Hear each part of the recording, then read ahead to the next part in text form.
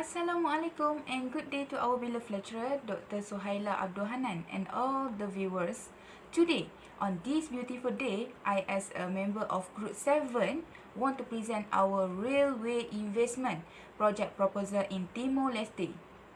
Before that, allow me to introduce my group members who also succeeded in this proposal, namely Mohamad Hikmal as the group leader, Azroy, Ramya, Ain Syafiqa, and last but not least, myself, Siti Nurhasyimah.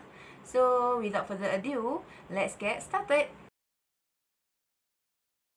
Tell you a little bit about the background of Timor-Leste. So, let's go deep together. Timor-Leste is a country of almost 1.3 million people. Wow, so very crowded, is it? However, the country is still living in a peaceful and also democratic state, despite the poverty rate of its population is very high at about 42%. For everyone information, Timor-Leste has close ties with Australia and also Indonesia to lead what? To lead the administrative and also economic system in the country. So, since the establishment of diplomatic relations between Australia since 20 May 2002, Australia has been at the forefront of the international support for the country of Timor-Leste. Most Australians have been involved in the development of state, provincial and local administrations, non-governmental organizations, the commercial sector, educational institutions, and even friendship group. Wow, so many. So, in fact, throughout the COVID-19 pandemic also, Australia offered full support to the economic recovery as well as the level of border security in the country. Next, we go to the good relationship between Timor-Leste and also Indonesia. So, although Timor-Leste has been independent for almost 11 years, wow, but the country is still economically dependent on food supplies in Indonesia. Yes, now we will move to the overall overview of the transport situation in Timor-Leste right now. Generally, Timor-Leste already has a strategic development plan (SDP) from 2011 into 2030 that focuses on investment in road infrastructure and prioritize the maintenance and improvement of the existing road network, thanks to support assistance from neighboring Indonesia and also Australia. As a result, the Republic of Timor-Leste now uses road services as their main transportation. So, Timor-Leste road transport has covered a distance of about 6,040 km. So long. As we would like to inform, in Timor-Leste there is no rail services provided, which can also contribute to the country income if used properly. Indeed, in Timor-Leste there are natural resources that can be exported and profitable, yet with the constraint of less robust distribution services, then it is neglected. Therefore, the proposal that we want to produce in Timor-Leste right now is very helpful in improving the economy and utilizing the existing resources in the country. Hello doctor, my name is Ramya. I will continue to present about the transport history in Timor-Leste. First, Timor-Leste relies heavily on road transport. Timor-Leste road network is around 6,000 kilometers long, serving 90% of passengers and 70% of freight.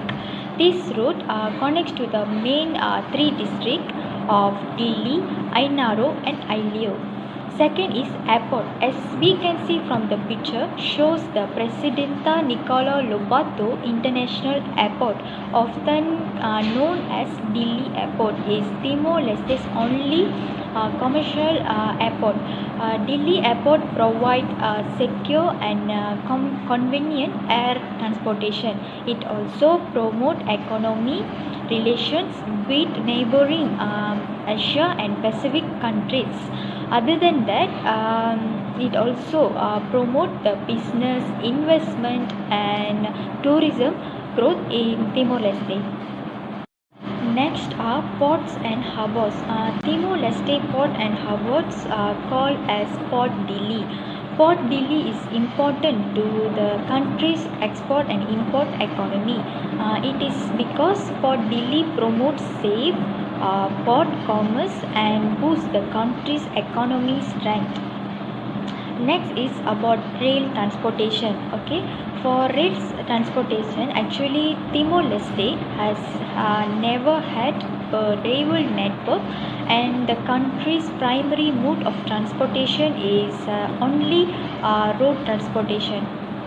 Okay, for the next slides is about the reason why we choose Timor-Leste as our subject. As just now I mentioned that Timor-Leste never had rail transportation, so that's why we choose Timor-Leste country for the rail investment project.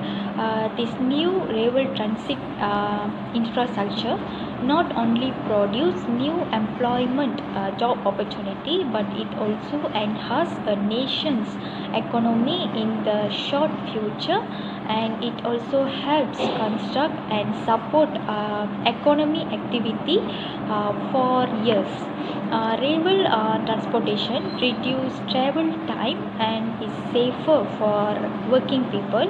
Other than that, rail tourism can be implemented by the government of Timor-Leste.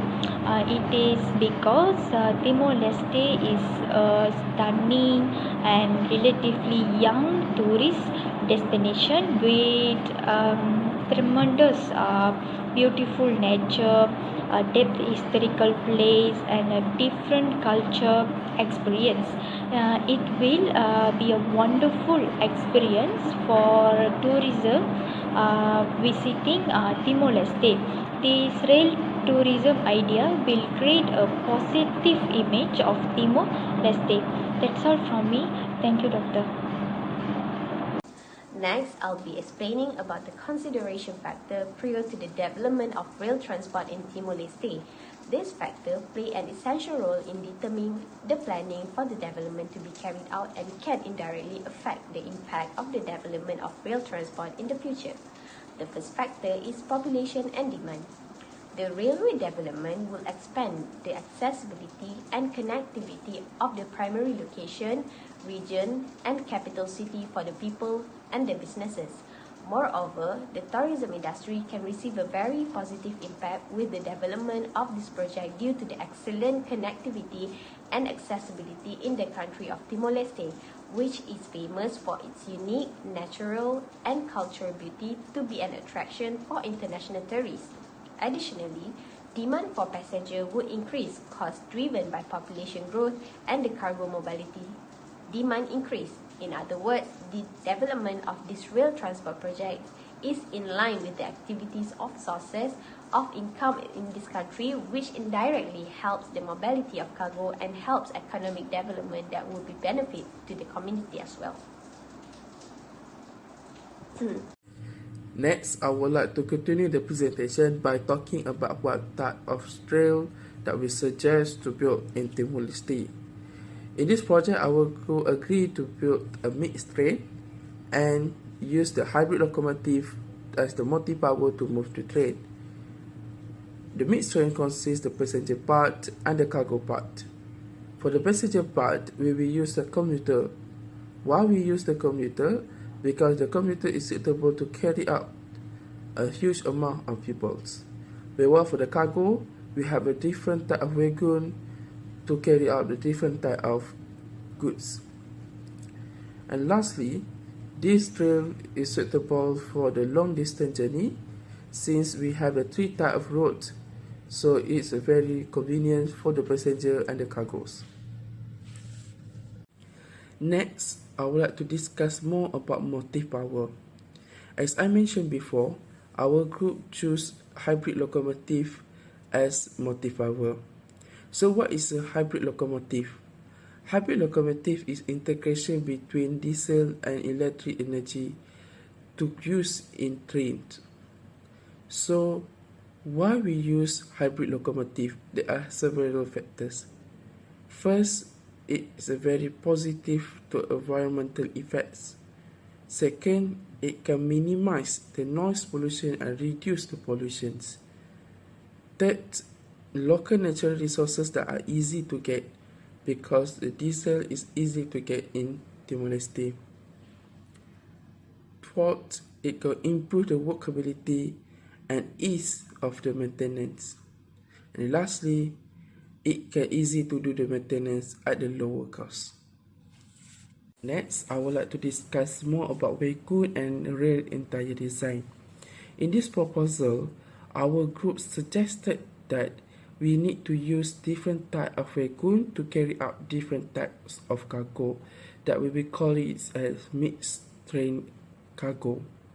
So as we analyze, they have two types of cargo that usually used in Timor-Leste, that is the bulk cargo and the liquid cargo. So to carry out the bulk cargo, we can use the box car or container car or flat car or gondola car. The bulk cargo can consist of the commodities product, it can consist of agricultural product, it can consist exported product that is in the huge amounts. Meanwhile, for the liquid storage wagon, or we call it tanker, we can use for the liquid item, for example, oil and gas. Next, we will discuss more about railway tracks. To build a complete railway track, it should have sleepers, fasteners, gauge, and what type of track that we want to use. In these proposals, our group suggested that we want to use cement or concrete sleepers, rail clips, narrow gauge, and last one is double track. So why we want to use concrete or cement sleepers? The advantages of concrete and cement sleepers is heavier than another compared to another sleepers, so it can give high stability to the train. Second, it's economy better because it has a long lifespan. Third, it have a good safety because it have the hard fire resistance, and also cheap and easy to get. Why we use the rail clips as our fastener? Because the type of fasteners depends on what type of sleepers that we use. Since we use cement or concrete sleepers, so the suitable fastener is the rail clips. Narrow gauge. The reason why we use the narrow gauge is we see that narrow gauge can give because the narrow gauge is low cost in construction because it's light, because they are very light in construction.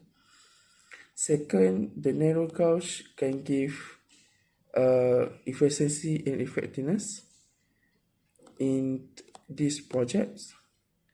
It also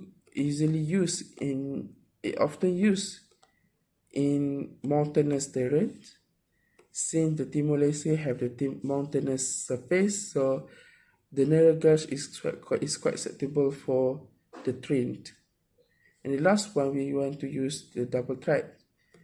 The reason why we want to use the double track is to cut the cost of infrastructure. We also want to improve the efficiency and effectiveness to the passenger. Lastly, our group will discuss about railway terminals and pantograph. In this project, our group suggests to build two terminals, that is central terminal and small terminals in Timor-Leste. For the central terminals, it is used for passenger purpose and loading cargoes. So they have two cities that we suggest to build a central terminals, that is Dili and Bakau. And why we choose these two cities, they have three reasons. That is, these two cities is the big cities in Timor-Leste, so he have a high demand and high populations. Second, these two cities, we want to improve their economic activities. And the third, it can integrate with mode of transport. For example, in Dili, they have Dili Airport. So for those passengers want to use the air transport, they can use the train and stop at the Dili terminals and use another mode of transport, for example, taxi, to go to the airport. Same with the Bakau. Bakau is the tourism attractions in Timor-Leste. So for those passengers who want to go to the Bakau, they can use the train and stop at the Bakau terminal and use another mode of transport, for example, buses, to go to the Bakau Tourism Center. Meanwhile, we want to build a small terminal, but the small terminal is just for pick up and drop off passengers. So we suggest to build the small terminal start to the Bobonaro, Villa Salazar, Los Palos, Utulari, and Betano. We also suggest to build a three type of route, that is Central Line, West Line, and East Line. For the Central Line, it starts from Bobonaro to Los Palos. Meanwhile, for the West Line, it starts with Dili to Bentano, and the last one, or the East Line, it starts from Bakau to Utulari. So the pantograph is another additional infrastructure that we need to build in Timor-Leste, since we use the hybrid locomotive as our motive power, so it needs electric power to move the train. So the pantograph is used for supply the electric to the train, so it's very important to make sure that we need to build the pantograph. Since we have the pantograph, it can complete the whole systems of the rail that we suggest to build in Timor-Leste. That is it. Thank you. I will present on the impact of development rail transportation project in Timor-Leste. So there are three main impact, which is socio-economic, national economy, and lastly environments. According to American Psychological Association, socio-economic is social class. It's measured by three factors, which is education, income, and employment.